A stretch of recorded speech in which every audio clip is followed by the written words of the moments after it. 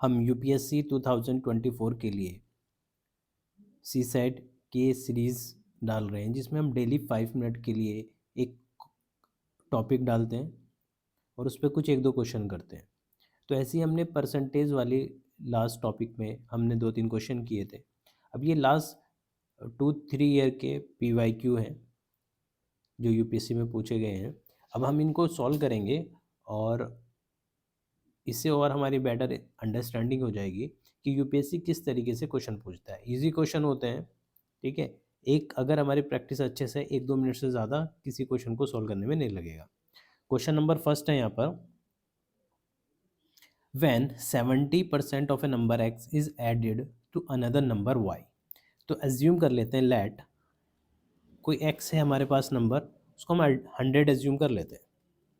इसका 70% कितना होगा x का? 70।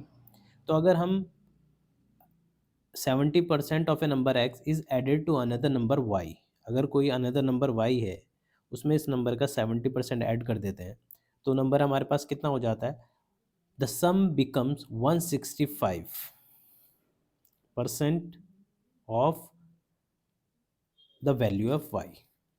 क्लियर? अगर हम इसको सॉल्व करें यहाँ पर तो इसको क्या लिख सकते हैं? 165 divide by 100 into y, y plus 70। अब इसको सॉल्व कर लेते हैं, y को इधर लाएंगे माइनस कर लेंगे, तो ये आ जाएगा हमारे पास 65y 70।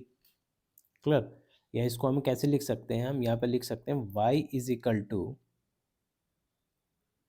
Divide by 100, y is equal to 70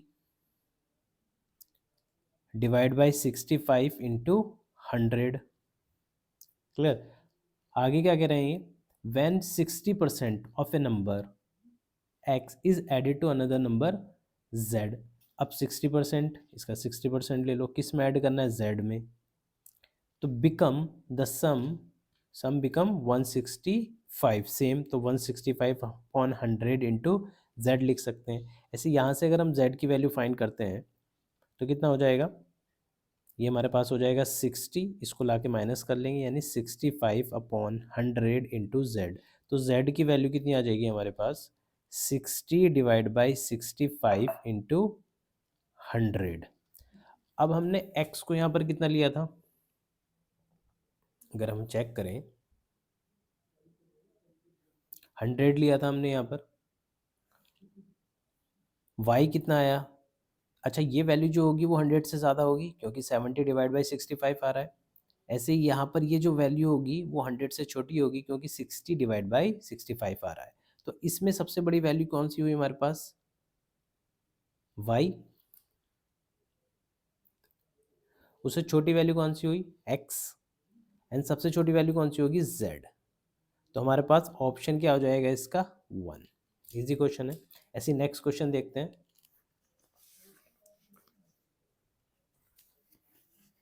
next question क्या है? Two candidate x and y contested an election, 80% of voter cast their vote। जितने भी टोटल वोटर हैं उनका 80% वोट कास्ट होता है। क्लियर? तो 80% ऑफ टोटल वोट जो कास्ट वोट है, there was no NOTA. Option X got X को कितने वोट मिल रहे हैं हमारे पास? 56%। तो वाई को कितने मिलेंगे? 100 माइनस 56, 44%। अच्छा, इन दोनों का डिफरेंस कितना है? ये होगा 12%। क्लियर? यानी कि इन दोनों के आगे क्या दे रखा है इसमें? And X got 56 of the votes cast and one by 1440 votes. यानी कि जो इनका डिफरेंस है इसका जीतने का एक्स का, वो कितना है? 1440। क्लियर? अच्छा, ये 12% का कितना होगा? 12% ऑफ जो कास्ट वोट है, और कास्ट वोट कितने थे हमारे पास? 80% ऑफ टी। तो कास्ट वोट का जो 12% होगा वो उनका डिफरेंस होगा, जो उनकी विनिंग में डिफरेंस है, और वो उसका नंबर दिया हो 1440। तो हम यहाँ से टोटल वोट्स फाइंड कर सकते हैं। सिंपल है।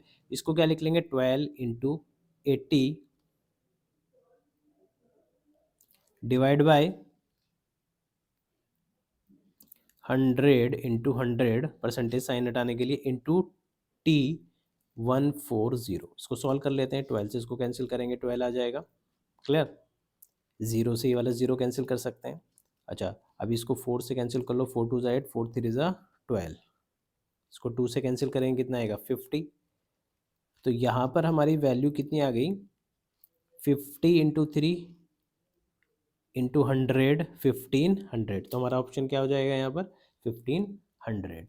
नेक्स्ट क्वेश्चन क्या है, if the price of an article is decrease by 20%, कोई आर्टिकल का प्राइस 100 एज्यूम कर लेते हैं, वो 20% डिक्रीज हो जाता है, तो इसका 20% निकालेंगे, कितना आएगा 20, माइनस कर लो, कितना आया 80। Then new price increase by 25%, अब नया जो प्राइस होता है वो 25% इंक्रीज हो जाता है। अच्छा, इसका 25% निकालेंगे तो कितना हो जाएगा, 25 इंटू 200, 200 आएगा, यानी कि 20 आएगा, प्लस इसमें 20 प्लस कर दो वापस से, कितना हो गया 100।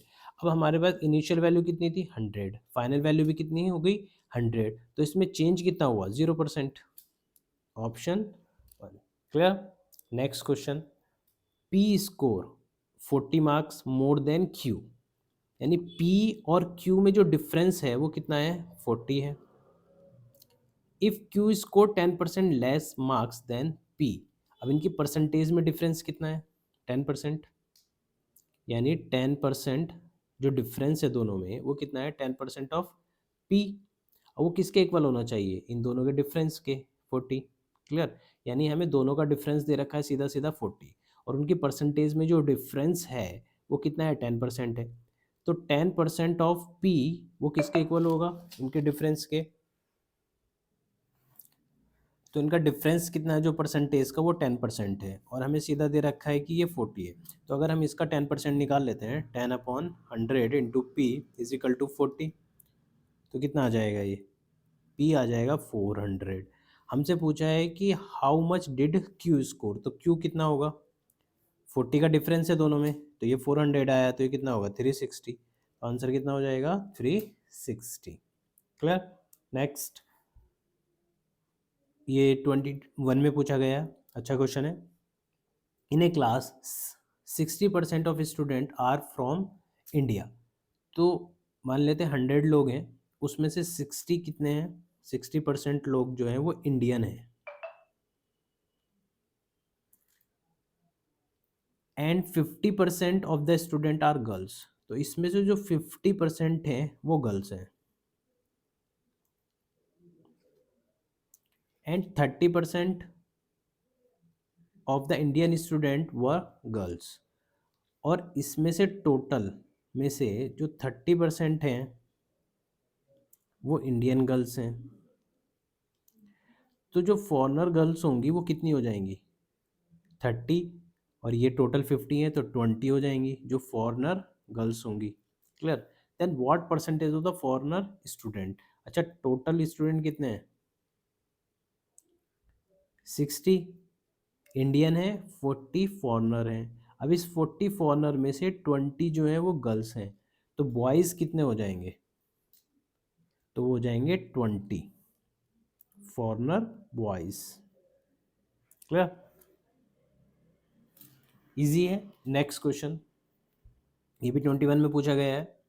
अ student appear in 6 paper, the maximum marks are the same for each paper, his marks in this paper are in the proportional of 5, 6, 7, 8, 9, 10, तो overall he score 60, in how many number of appear did he less than 60 marks of the maximum marks। अब ये total जो marks हैं इसके, अगर ये proportional में है तो हम एक काम करते हैं, इसको 50, 60, 70, 80, 90 और 100 एज्यूम कर लेते हैं। क्लियर, अभी इन सबको प्लस करें, कितना आएगा, ये आएगा 450। अब उसके जो ओवरऑल मार्क्स हैं वो कितने परसेंट है 60%, तो ओवरऑल यानी 60% ऑफ टोटल मार्क्स वो कितने आए उसके 450, तो यहाँ से इसको कैलकुलेट कर लेते हैं। कि टोटल मार्क्स कितने आ रहे हैं। 15 3 ज़ा 45 या 15 4 ज़ा 40, और इसको कैंसिल कर लो, ये आ जाएगा 25। तो टोटल मार्क्स कितना आएगा 750, ये आ गया टोटल मार्क्स। अच्छा पेपर कितने हैं 6, तो एक पेपर में जो मैक्सिमम मार्क्स हैं वो कितने हो जाएंगे 125। अच्छा अब पूछा क्या है, in how many number of papers did he less than 60% of maximum marks. अच्छा अगर मैक्सिमम मार्क्स हैं इसका 60% अगर हम निकालें, 60% ऑफ 125 कितना आएगा 60/100 इंटू 125, 5 एंड 4, इसको कैंसिल कर लो कितना आ जाएगा 15, तो ये आ गया 75। तो इसके 60% मार्क्स बन रहे हैं 75, तो कौन कौन से मार्क्स जो हैं वो 75 से कम है। क्लियर, तो यहाँ पर 50 एंड 60 एंड 70 ये तीनों हैं, तो उसके कितने हो जाएंगे 3। क्लियर, तो ये 6 क्वेश्चन थे, बहुत इजी इजी क्वेश्चन है। अगर हमें बेसिक पता है परसेंटेज की तो कोई भी क्वेश्चन ऐसा नहीं आता यूपीएससी में जो हमसे नहीं होगा, बस थोड़ी प्रैक्टिस की ज़रूरत है। ओके थैंक यू गाइज, आप हमें सपोर्ट करें, चैनल को लाइक एंड सब्सक्राइब करें, हम आपके लिए ऐसे ही बहुत इजी वे में सॉल्यूशन, और अगर आप हमारे चैनल को फॉलो करते हैं और उसको जो भी टॉपिक आ रहे हैं आप उसको सीरियसली देखकर और उसके बेस पर जो यूपीएससी में प्रीवियस में क्वेश्चन पूछे हैं अगर आप उनको पीवाईक्यू को सॉल्व करते हैं, ठीक है, और थोड़ी से कहीं से कुछ क्वेश्चन प्रैक्टिस कर लेते हैं, तो आपका सी सेट नहीं रुकेगा, सी सेट की वजह से आपका यूपीएससी नहीं रुकेगा। Clear, thank you guys.